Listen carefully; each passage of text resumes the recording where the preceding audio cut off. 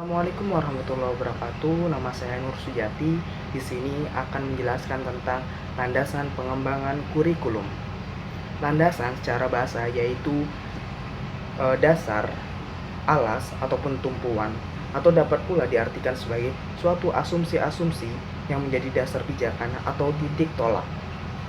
Nah, sedangkan pengembangan di sini menunjukkan pada kegiatan yang menghasilkan suatu alat, sistem, atau cara baru melalui langkah-langkah penyusunan, pelaksanaan, dan penyempurnaan atas dasar penilaian yang dilakukan selama kegiatan pengembangan berlangsung. Jadi, dapat disimpulkan bahwa landasan pengembangan kurikulum yaitu suatu gagasan, landasan, suatu asumsi, atau prinsip yang menjadi sandaran atau pijakan atau titik tolak dalam mengembangkan kurikulum. Nah, landasan pengembangan kurikulum ini mempunyai beberapa landasan. Yang pertama yaitu landasan filosofis. Pandangan-pandangan filsafat sangat dibutuhkan dalam dunia pendidikan, terutama dalam menentukan arah dan tujuan pendidikan.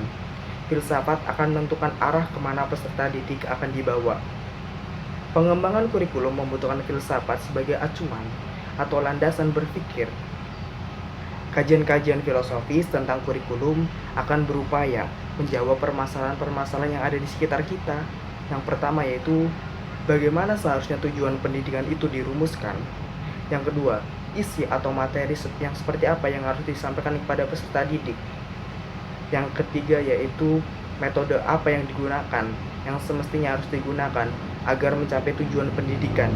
Yang keempat yaitu bagaimana peranan seorang pendidik dan peserta didik. Itu beberapa contoh persoalan-persoalan atau permasalahan-permasalahan yang ada di sekitar kita. Nah, landasan filosofis ini bisa berguna untuk menjawab permasalahan-permasalahan tersebut. Yang kedua yaitu ada landasan psikologis. Landasan psikologis, pengembangan kurikulum harus dilandasi oleh asumsi-asumsi yang berasal dari psikologi, yang meliputi kajian tentang apa dan bagaimana perkembangan peserta didik, serta bagaimana peserta didik belajar. Kondisi psikologis ini adalah kondisi karakteristik psikofisik manusia sebagai individu yang dinyatakan dalam berbagai bentuk perilaku dalam interaksinya di lingkungan. Perilakunya merupakan ciri dari kehidupan yang tampak maupun yang tidak tampak, yakni perilaku kognitif, perilaku afektif, dan yang terakhir yaitu perilaku psikomotorik. Minimal terdapat dua bidang psikologi yang mendasari perkembangan kurikulum. Yang pertama yaitu psikologi perkembangan.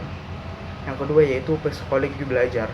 Nah, dua psikologi ini harus ada dalam pengembangan kurikulum. Ini adalah minimal yang harus digunakan dalam sebagai landasan pengembangan kurikulum pada landasan psikologis. Ketiga sendiri yaitu ada landasan sosiologis. Kurikulum pada dasarnya harus mengakomodasi aspek-aspek sosial dan budaya. Aspek sosiologis adalah yang berkenaan dengan kondisi sosial masyarakat yang sangat beragam seperti masyarakat industri, masyarakat pertanian, masyarakat nelayan, masyarakat perdagangan, ataupun sebagainya. Nah, pendidikan di sekolah pada dasarnya bertujuan mendidik anggota masyarakat lainnya, serta meningkatkan kualitas hidupnya sebagai makhluk berbudaya dan mempunyai sosial yang baik. Hal ini membawa implikasi bahwa kurikulum sebagai salah satu alat untuk mencapai tujuan pendidikan yang bermuatan kebudayaan yang bersifat umum seperti nilai-nilai, sikap-sikap, pengetahuan, kecakapan, maupun norma-norma dan lainnya.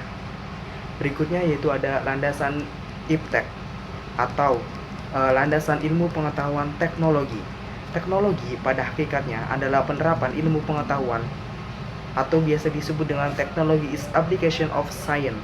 Teknologi memegang peranan penting dalam kehidupan budaya manusia. Teknologi sudah banyak digunakan dalam berbagai bidang kehidupan, termasuk dalam dunia pendidikan. Tujuannya adalah untuk menciptakan suatu kondisi yang efektif, efisien, dan sinergis terhadap pola perilaku manusia itu sendiri. Implikasi ilmu pengetahuan dan teknologi dalam mengembangkan kurikulum adalah kurikulum harus dapat meningkatkan dan mengembangkan kemampuan berpikir peserta didik untuk lebih menghasilkan teknologi baru sesuai dengan perkembangan zaman dan karakteristik masyarakat Indonesia. Nah, yang terakhir yaitu ada landasan organisatoris. Menurut Nurgiantoro, landasan organisatoris adalah kerangka umum program-program pengajaran yang akan disampaikan kepada peserta didik. Landasan organisatoris lebih condong kepada masalah dalam pembentukan bahan pelajaran yang akan disajikan. Tentunya sesuai dengan kurikulum pemerintah untuk mencapai tujuan pendidikan. Demikian pemaparan, penjelasan landasan pengembangan kurikulum dari saya. Kurang lebihnya mohon maaf. Terima kasih. Wassalamualaikum warahmatullahi wabarakatuh.